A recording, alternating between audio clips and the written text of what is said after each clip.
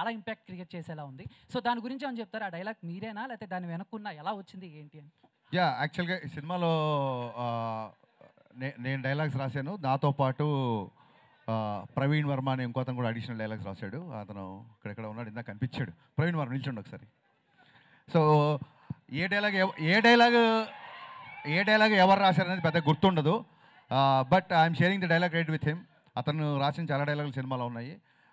Happy, మీకు నచ్చినందుకు చాలా happy. ఇలాంటి డైలాగ్ ఇంకా చాలా ఉన్నాయి సినిమా. సార్ ఇంకొక క్వశ్చన్ సార్. అండ్ లాస్ట్ ఒక 48 అవర్స్ నుంచి సోషల్ మీడియా షేక్ అవుతుంది. అండ్ మీది బాలకృష్ణ గారి కాంబినేషన్లో సినిమా రాబోతుందని చెప్పేసి, అండ్ మలయాళంలో సూపర్ హిట్ అయిన ఆవేశం సినిమా రీమేక్ మీరు చేస్తున్నారు అని చెప్పేసి టాక్ వచ్చింది. లాస్ట్ 1 month నుంచి మిస్టర్ బచ్చన్ పనిలో తప్ప ఇంకా నేను దేంట్లో లేనండి. సో నిజంగా అది నా వరకు రాలేదు. వచ్చినప్పుడు దాని గురించి మాట్లాడుకుందాం.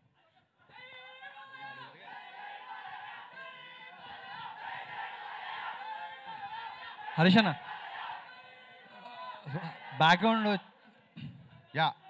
బ్యాక్గ్రౌండ్ ట్రైలర్లో కానీ టీజర్లో కానీ హిందీ సాంగ్స్ ఎక్కువ పెట్టారు. అవును, మనకి బచ్చన్ ఫ్లేవర్ కోసమా లేకపోతే? లేదండి, మీన్ హిందీ సాంగ్స్ పాడే ఒక ఆర్కెస్ట్రా సింగర్ హీరోకి ఉండే మా ఊళ్ళో పిలిచే పేరు ఏంటంటే కోటిపల్లి కుమార్ శాను అని పిలుస్తారు. సో సినిమా దగ్గర కోసం కాబట్టి మీకు అడిగారు కాబట్టి చెప్తున్నా. సో హీరో ఎక్కువ కుమార్ శాను పాటలు పాడుతుంటాడు సినిమాలు కాబట్టి హిందీ పాటలు. ఇంకోటి సినిమా గురించి లాస్ట్ 3-4 days నుంచి ఒక న్యూస్ వైరల్ అవుతుంది. దీంట్లో సిద్ధు గారు గెస్ట్ అపియరెన్స్ ఇస్తున్నారన్నారు, నిజమేనా? వైరల్ అయిందా? అయిందండి. అయిన తర్వాత మాట్లాడుకుందాం, ఇంకా అవ్వలేదు అనుకుంటున్నాను నేను.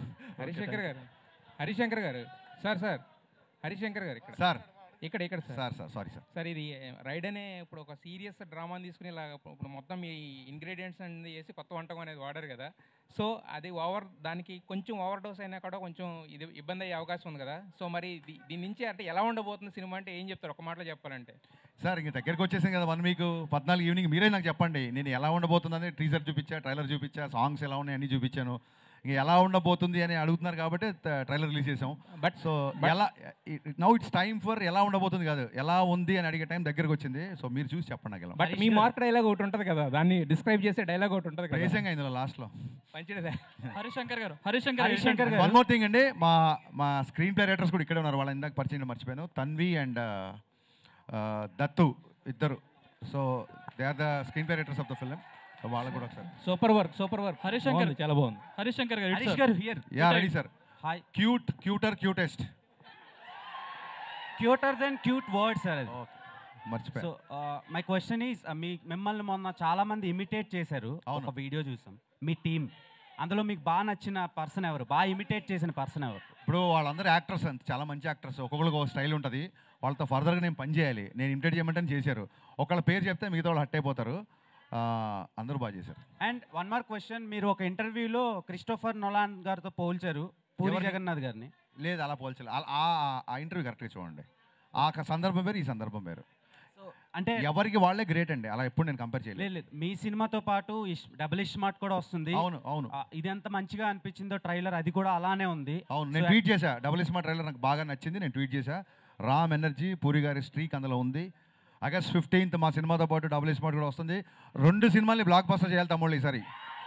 హరిశంకర్ గారు వన్ మోర్ క్వశ్చన్. హరిశంకర్ గారు ఉండదు. హరిశంకర్ గారు, ట్రైలర్లో ఒక డైలాగ్ ఉంది కదండి, చాలా మంది సమస్యలు కాదు భయపడేది, పుకార్లకు రూమర్లకు. కానీ మీరు పుకార్లకు రూమర్లకు భయపడే వ్యక్తి కాదు కదా, అలాంటి డైలాగ్ ఎందుకు పెట్టాల్సి వచ్చింది? భయపడలేదు కాబట్టి పెట్టా. అంటే మీరు భయపడరు కదా, మరి ఎందుకు పెట్టాల్సి వచ్చిందని? భయపడి కాబట్టే పెట్టా. భయపడేవాడైతే పెట్టాడు కదా. మోడర్న్ మంచి క్వశ్చన్, థ్యాంక్ యూ. మా మోడర్న్ రాఘవేంద్ర ఓకే హాయ్. శిరస్సు వంచి రాఘవేంద్ర గారికి మీ తరఫున దండం పెడతాను మీకు. Thank you for the compliment. Thank you for the compliment funny. Thank you. యాక్చువల్గా మీరు మిగిలిన సినిమాలు అంటే ఇంతకుముందు మీ సినిమాల కంటే కూడా ఈ సినిమాకి చాలా అగ్రెసివ్గా ప్రమోషన్ చేస్తున్నారు. అవును, దాని రీజన్ ఏంటో తెలుసుకోవచ్చా? అంటే గ్యాప్ వచ్చిందనా? కాదండి, గ్యాప్ కాదు. దీన్ని ఏమంటారంటే రిలీజ్ డేట్ చాలా లేట్గా అనౌన్స్ చేశాం కదా.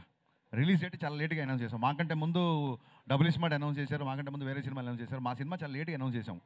సో జనాలకి రీచ్ అవ్వాలని ఒక చిన్న యాంగ్జైటీ తప్ప గ్యాప్లు మ్యాప్లు అలా ఏం లేవులండి. హరిశంకర్ గారు సార్, ఇక్కడ సార్ 2 ఫంక్షన్లు జరిగినాయి, హీరో గారు కనిపించట్లేదు, మీరే కనిపిస్తున్నారు. అవునా? అవును. హీరో గారు